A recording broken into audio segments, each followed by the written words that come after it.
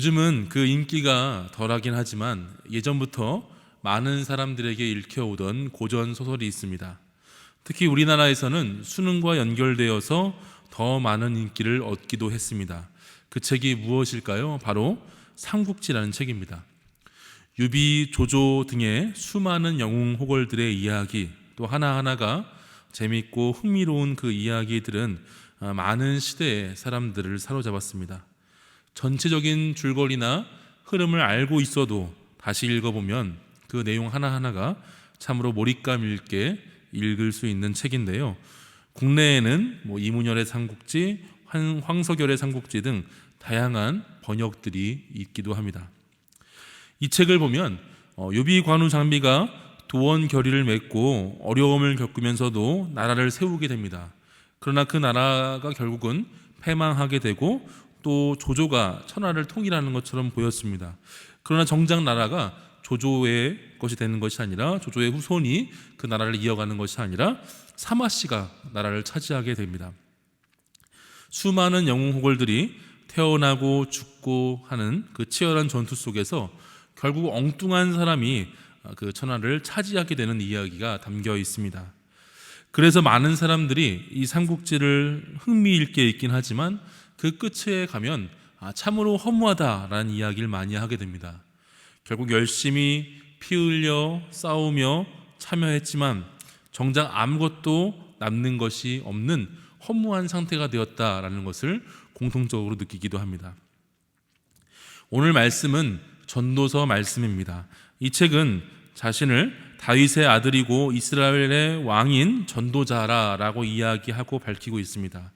이 책의 시작은 다른 성경과는 다르게 모든 것이 헛되고 헛되며 헛되니 모든 것이 헛되다라는 이야기로 하면서 시작하고 있습니다. 어쩌면 삼국지 이야기가 말해주는 것과 비슷한 내용을 담고 있는 것처럼 보이기도 합니다. 1장 3절 말씀 보면 한 세대는 가고 한 세대는 오되 땅은 영원히 있다라고 말하고 있는데 마치 땅은 그대로이지만 주인이 수없이 바뀌는 것처럼 아무리 수고하고 애쓰지만 그 애쓰고 수고하는 것이 아무것도 아니라는 것을 생각하게 만들기도 합니다. 그야말로 이 땅 가운데서 굳이 무엇인가 열심을 내고 힘을 들이고 수고할 필요가 있나라는 생각을 하게 하는 것처럼 보이기도 합니다. 오늘 본문에 해당하는 12절부터 18절까지 말씀을 보더라도 비슷한 어조로 이야기하고 있습니다. 당시에 사람들은 지식을 추구하는 것이 삶의 목적이고 삶의 영구적인 의미를 부여한다고 생각하던 사람들이 있었습니다. 덧없는 생활 속에서 반복되는 생활 속에서 오직 유일한 의미는 지식 추구이고 또 지혜를 추구하는 것이라 생각했던 사람들이 있었던 것 같습니다. 솔로몬은 자신 스스로가 13절 말씀에 따라서 마음을 다하여 지혜를 써서 하늘 아래 모든 일을 연구하고 살펴보았다라고 이야기하고 있습니다. 그리고 보니 모든 것이 헛되고 헛되다라고 또 이야기하고 있습니다. 지혜를 찾고 구하는 것조차도 헛되다라고 이야기하는 것입니다. 또 16절과 17절 말씀 보면 이렇게 고백합니다. 내가 내 마음속으로 말하며 이르기를 보라 내가 크게 되고 지혜를 더 많이 얻었으므로 나보다 먼저 예루살렘에 있던 모든 사람들보다 낫다 하였더니 내 마음이 지혜와 지식을 많이 만나 보았음이로다. 내가 다시 지혜를 알고자 하며 미친 것들과 미련한 것들을 알고자 하여 마음을 썼으나 이것도 바람을 잡으려는 것인 줄을 깨달았도다 라고 고백하고 있습니다. 더 많은 지혜를 얻은 사람으로서 이전에 그 어떤 사람과 비교할 수 없는 사람으로서 스스로를 뛰어나다고 판단하는 그 자신이 지혜를 알고자 애썼으나 이것 또한 어떤 방법을 통해서 얻을 수 있는 것이 아닌 바람 잡는 것이다 라는 것을 알았다라고 말하고 있습니다. 결국 아무리 지혜로워도 찾을 수 없는 답을 찾는 것과 같은 그런 상황 가운데 있는 것입니다. 아무리 지혜롭고 지혜를 추구한다고 하더라도 찾을 수 없고 발견할 수 없는 한계를 여기서 고백하고 있는 것을 보게 됩니다. 여기서 그러면 지혜자는 무엇을 의미하는 것일까요? 아무리 지혜를 구하고 찾아봐도 소용이 없으니 전혀 찾지 말라고 이야기하는 것일까요? 아무리 수고하고 애를 써도 다 헛된 것이니 지금 이 자리에서 아무것도 하지 말 것을 이야기하는 것으로 볼 수 있을까요?